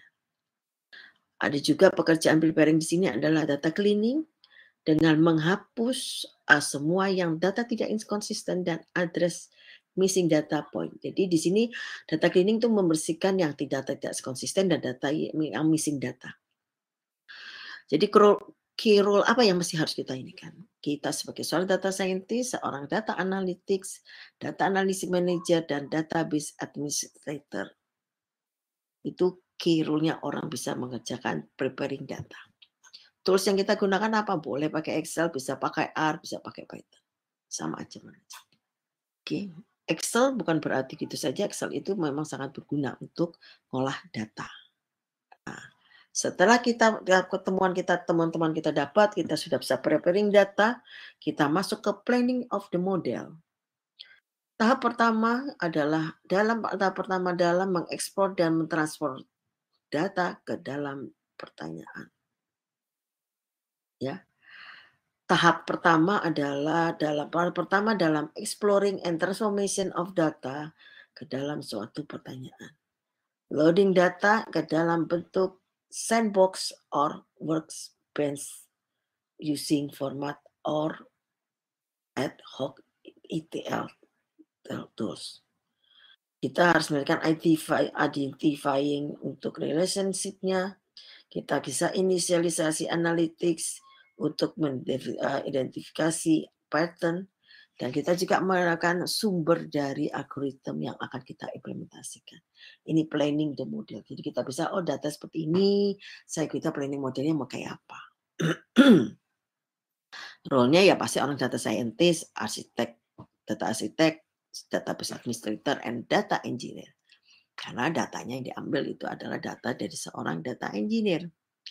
Tools apa sih yang kita gunakan di sini? Tool yang kita gunakan adalah bisa menggunakan Microsoft Analysis Services, bisa R, bisa Python, bisa Jupyter Notebook. Jupyter Notebook artinya di Google Colabs. Baru kita bisa melakukan pembuatan model. Jadi tadi kita di sini, ini, kita sekarang di sini. Oke, gunanya ngapain sih orang building model, nama aja bangun model. Nanti kita mengeksekusikan algoritmnya untuk mengembangkan dari datasetnya yang kita gunakan untuk training dan testing. Model desainnya seperti apa sih model desainnya? Model desainnya kita akan menggunakan berbagai macam teknik modeling yang berbeda untuk menentukan mana yang paling baik. Ada lagi model execution, include runningnya, testingnya, dan revisingnya. Eksekusinya loh ya. Dalam bentuk model kita harus tahu, kita bagi modelnya itu, kita tahu pakai model A, kita bisa tahu analisis seperti apa. Di sini ada yang kita sebut key rule. Ya, orang pasti data scientist, data arsitektur, engineer, and machine learning engineer. Karena model ya, perlu diingat model itu biasanya orang ilmu yang dipakai utamakan adalah machine learning. Nah, tool yang digunakan ya seperti biasa masih kayak yang lama. Bisa pakai R, Python, TensorFlow juga bisa, pakai WK juga bisa. Ini AI Alpine Miner atau bisa juga data Rapid Miner, bisa pakai seperti itu. Ini building model. Nah, implementasi modelnya kita bisa melihat bagaimana tadi kita sudah sampai dari ketemuan, di prepare, buildingnya, terus kita lakukan planning data modelnya, planning dulu, terus baru nanti ada building data model, baru kita implementasinya. Tentunya dengan implementasi data yang sudah jadi tadi, kita bagian implementasi ini adalah operationalisasi. Kita akan memindahkan data dan model ke dalam lingkungan yang sebenarnya. Tujuannya untuk together riset dari data dan to automate output generate. Sandbox testing help dan but greatest challenge in scalability. Bisa kita identify toolnya untuk automatic API dan executable production to reduce time and effort. Monitoring, analyzing data to ensure that the model generate an expected result. When burn off exit, jadi manusia melakukan di sini dia melakukan optimalisasi, jadi pemindahkan data, pemonitoring, menganalisa datanya. Itu kerjaannya pada saat kita implementasi model. Terus rule apa yang kita pakai di sini adalah data engineer, software engineer, implementation engineer, operation engineer, ada dua nih operasinya, operation manager. Kenapa butuh operation manager ya? Untuk bisa ambil keputusan ada nggak semua data bisa ada rahasia juga, kemungkinan bisa ada seperti itu. Terus common tool-nya apa? Pakai AWS atau Windows Azure. Pakai Informatika bisa, pakai Databricks Unlimited, Unified Analytic Platform, atau Rapid Miner and Data Robot. Setelah kita implementasikan, kita komunikasikan hasilnya. Kita insert untuk assessment, could identify discovery fase, apakah sesuai dengan penemuan kita, apa bisa menyelesaikan. Di sini dia bisa ada kunci identify untuk mencari di sebelah sini. Identify key finding from all fase, jadi semua fase. Create visual representation of insight, wrapping it into report and assess. Jadi dia lengkap di sini orang komunikasi dengan itu ya sampai kepada report dan presentasinya. Nah, role-nya harus ada stakeholder-nya. Yang mana C-level executive and manager dan possibly key personal in affect department. Di sini ada 5 yang harus 4 ada data scientist-nya sebagai seorang yang mengerjakan bisa memberikan saran.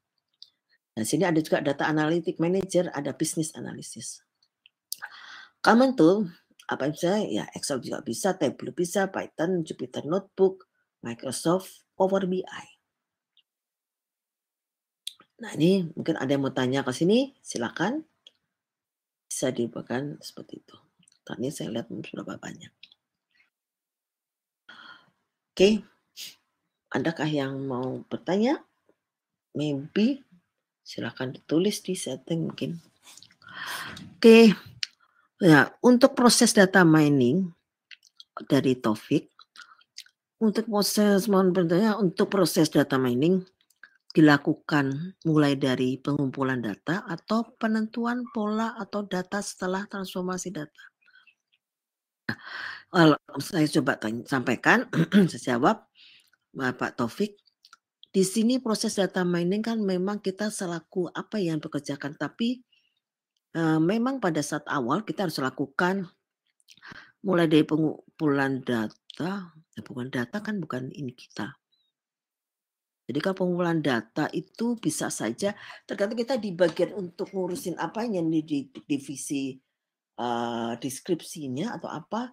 Karena data mining memang kerjanya dari awal dapat data itu yang mengumpulkan sebetulnya adalah orang bagian ini loh, apa namanya, orang big data itu bahasa arsitektur engineer itu yang kerjakan. Kita orang data mining ngerjakan ambil dari data yang ada, kita analisa dulu nih data bisnis apa, lalu kita bisa menentukan pola data setelah transformasi data. Loh, terbalik. Jadi bukan penentuan pola ya. Jadi jika kita dapat suatu data, kita tahu ini datanya apa, di data mining itu biasanya ngajak itu data dari sumber umpamanya tentang bisnisnya apa nih. Nah, kita nanti begitu data itu kita tahu sumber dari mana, bisnis tentang apa, mungkin gabungan dari beberapa data, baru kita juga data understanding. Nah, itu data understanding kita ini data dulu. Nah, terus pengumpulan. Nah, kalau jadi sebetulnya di data mining itu kerjaannya sebenarnya data sudah dapat dari orang arsitektur, dapat plek. Nanti dia akan mengerjakan menskripsikan datanya, ini data apa, bisnis apa, terus nanti kita bisa ngelihat lagi data ini polanya, nah itu pola dulu, baru kita bisa lakukan transformasi. Transformasi data yang dimaksud gimana di sini kalau bisa saya perinci, Pak Taufik?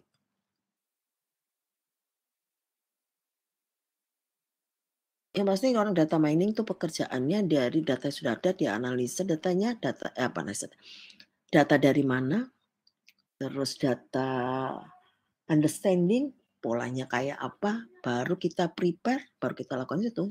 Tahapannya sih itu. Kalau transformasi data ya, sebentar nih, penentuan pola atau saya paham dulu.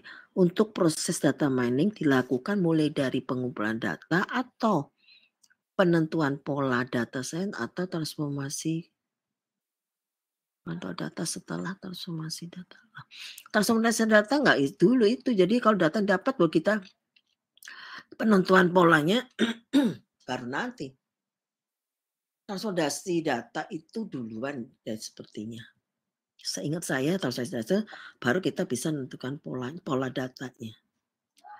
Pengumpulan data kadang-kadang kan kalau di data scientist begini kan mereka sudah ada kan di bagian mengambil data. Jadi kita tidak bisa data sudah dapat kita analisa data baru kita polanya baru kita transformasikan. Intinya gitu. Pengumpulan data kita dapat data. Jadi kita nggak cari kumpul data tapi data yang diberikan suatu data kita analisis, kita lihat polanya pola apa data ini baru kita transformasikan. Itu intinya begitu Pak Taufik.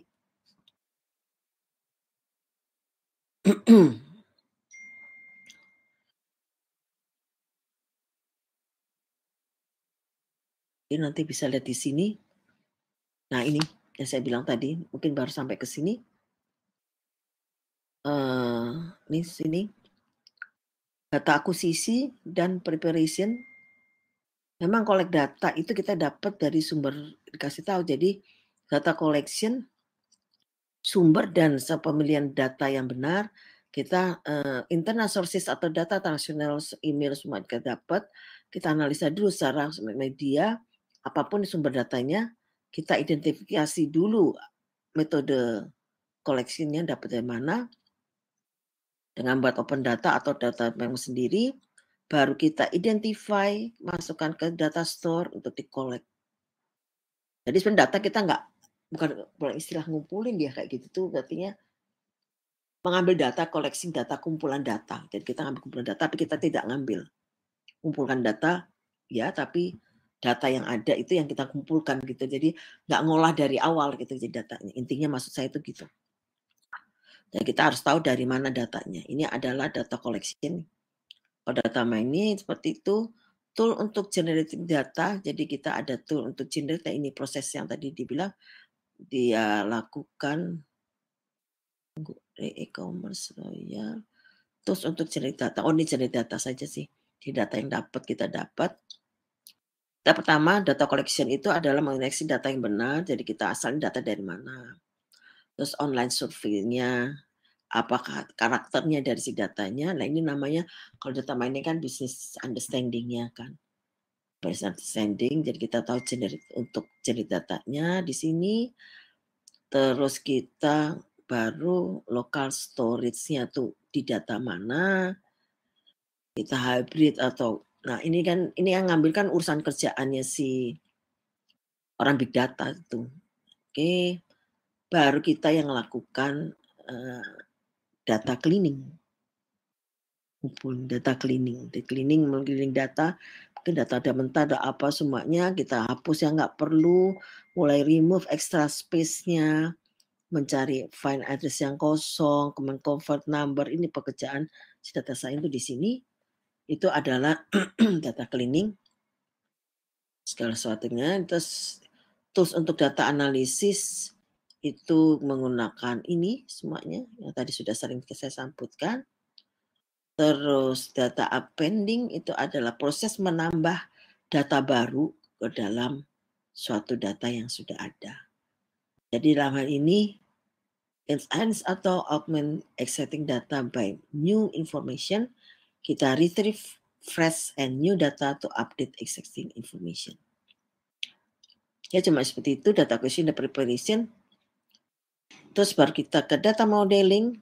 Data model biasanya mendeskripsikan hubungan antara beberapa tipe informasi.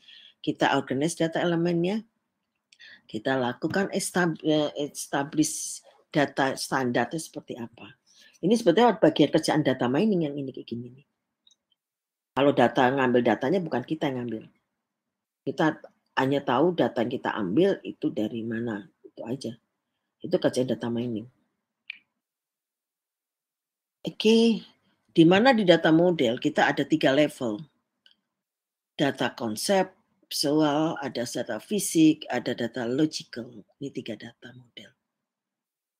Oleh karena itu di data mining kan biasanya kita melakukan business understanding-nya bagaimana, datanya bagaimana. Terus baru kita preparation, baru kita model gitu.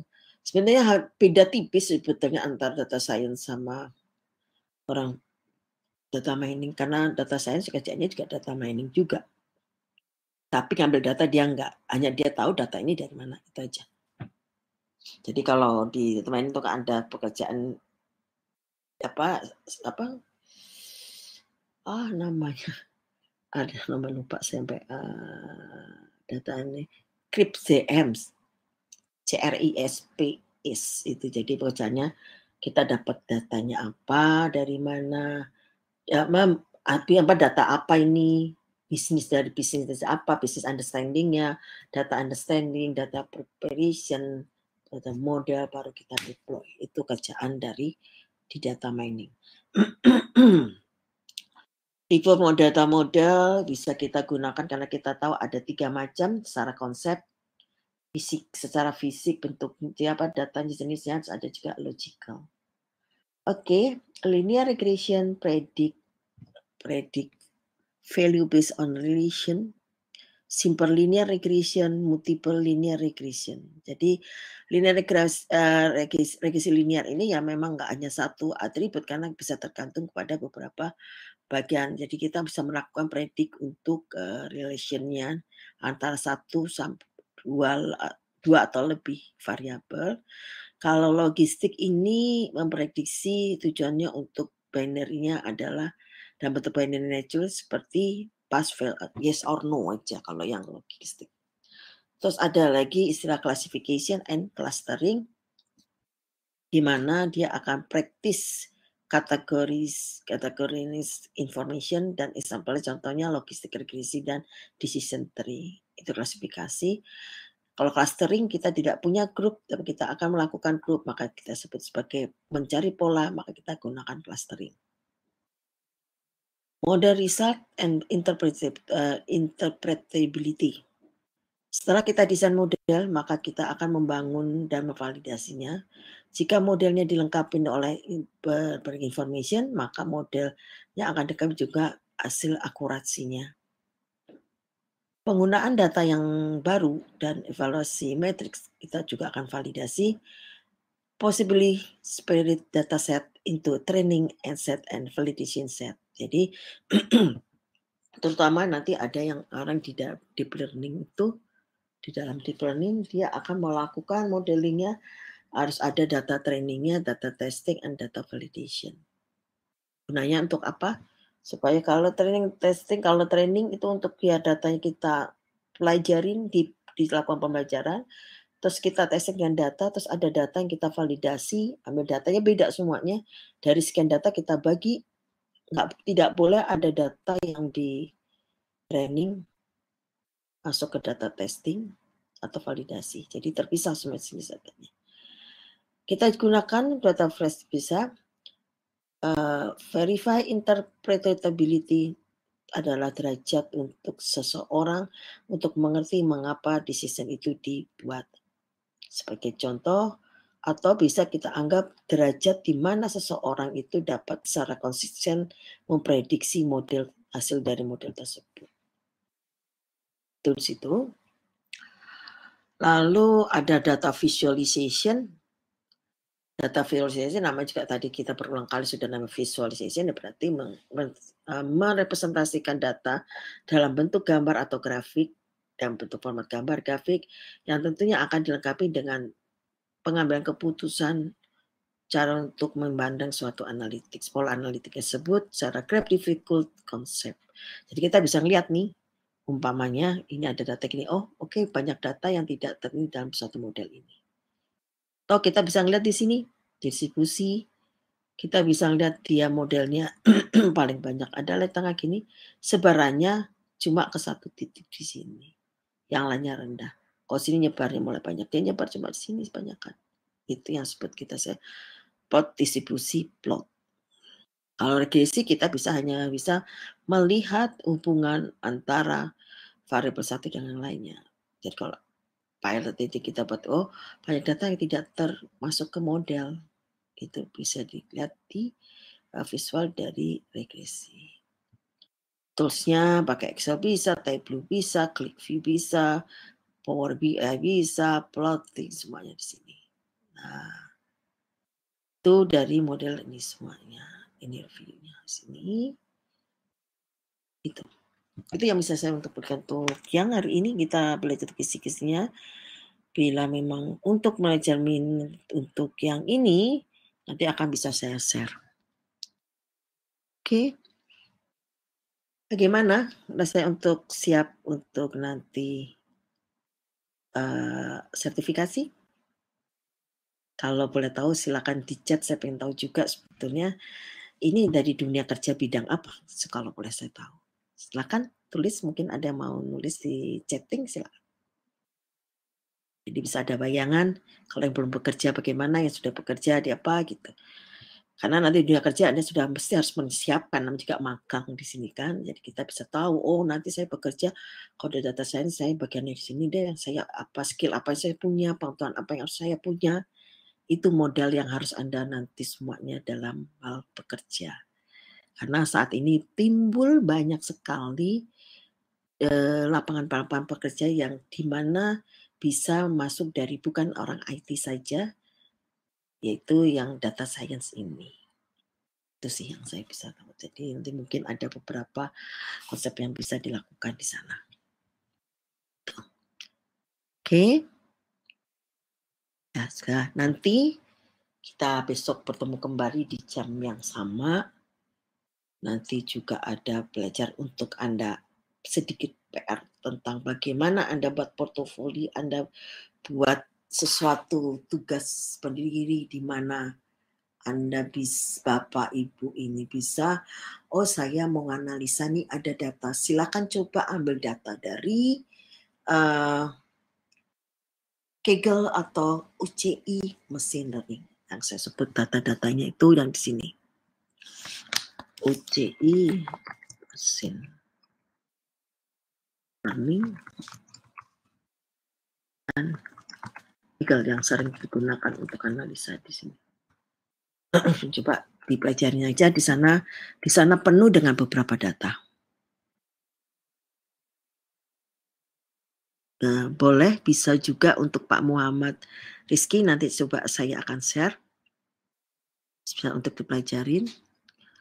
Terus Pak Amit untuk teknik sertifikat lebih ke teori atau langsung studi kasus. Biasanya ada yang teori dulu, nanti terus ada praktek kayak bikin apa ya, kalau ini kalau saya ada portofolio ini juga deh bikin praktek sederhana. Maka tadi saya sampaikan di sini coba mesin learning dilihat untuk belajar kita bisa di uji mesin learning dan Kaggle. Jadi kalau yang nanti Bapak atau Ibu melihat di sana, coba dipelajarin kembali. Di sana ada udah bagian dari datanya, jadi ada keterangan data ini adalah data apa, sudah diuji apa. Nah, nanti dari situlah kita coba analisis, oh berarti data ini ada permasalahannya apa. Biasanya di uji mesin learning itu ada lebih lengkap biasanya. Jadi uji mesin learning itu ada beberapa data COVID juga ada, data orang cuma gambar juga ada. Jadi permasalahan orang pemakaian listrik juga ada permasalahan. Jadi oke, mungkin bisa kita lakukan prediksi, bisa dilakukan klasifikasi, bisa dilakukan. Kita bisa lihat dari situ klasifikasi orang-orang yang mungkin menggunakan listrik itu yang tingkat yang berapa. Itu ada coba itu supaya saya biasanya memang seingat saya kayaknya ada praktek sedikit deh. Paling nggak presentasikan tugas mandirinya tersebut. Itu aja. Nanti kalau ada perubahan atau apa setahu saya nanti besok saya akan sampaikan kembali. Gitu Bapak. Oke. Nanti ada di grup yang masalah saya masuk grupnya di situ premium ya. Nanti silakan itu saya akan coba juga share ke nggak tahu nih mau ke learning atau di grup tersebut. Nanti bisa saya tanyakan ke Mas Rizky-nya bagaimana. Ya, yang pasti kisah yang ketiga nih masih ada satu lagi, ada dua ini. Paling tidak harapan saya dengan memberikan gayangan seperti itu, kita tahu data science apa, posisi di data engineer seperti apa, terus kerja analytics itu seperti apa, paling tidak ada.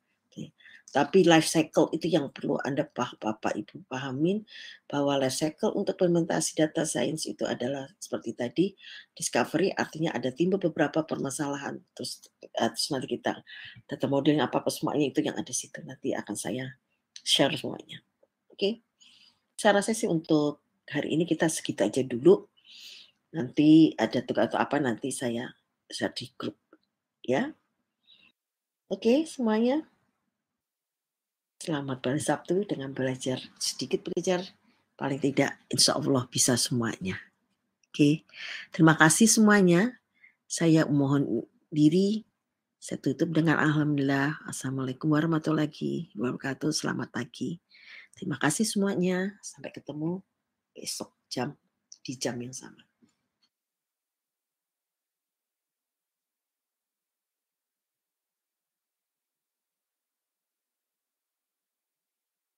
You are currently the only person in this conference.